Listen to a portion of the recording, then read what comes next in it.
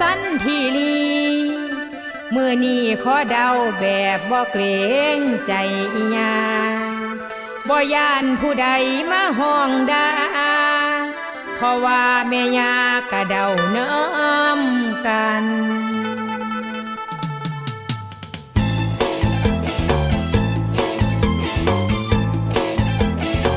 เอา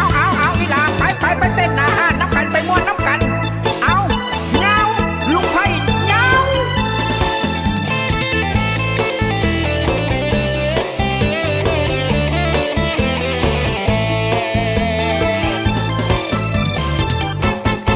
วางขวดเหล้าออกไปเดาหน้าห้านสนุกสนานม่วนซื่นเฮ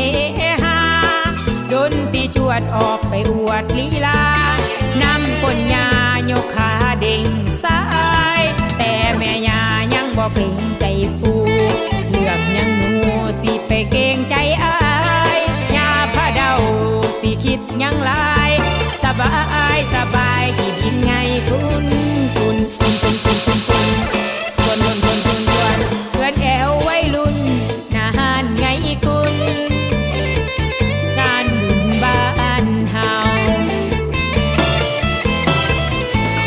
เงินซื้อเหล้าจากกระเป๋าของยา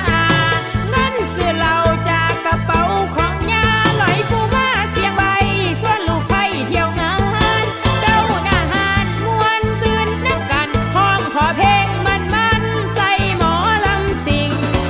กึบตีกีเข้าไปหัวใจสั่นแต่ความมันรับรองว่าโยดติ้ง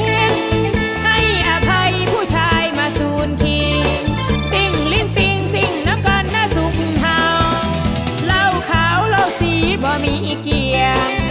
ขอเพียงกินให้มันหายเหงาสะไพเปยาเซเพราะความเมาแข่งกันเด้าออกลีลาหน้าเวทีบุญมือนี้สนุกดีม่วนซื่นโอ้บุญมือนี้สนุกดีม่วนซื่นมีแต่ความคึกคืนหัวยิ้มใส่กันคนเที่ยวนั้นก็จังแม่นดวงลายเสียแต่มีดินทรายไงลายขึ้นเมื่อฟ้าพวกมึงมันมาแล้วมีเสียงแววจากข้างๆดังมา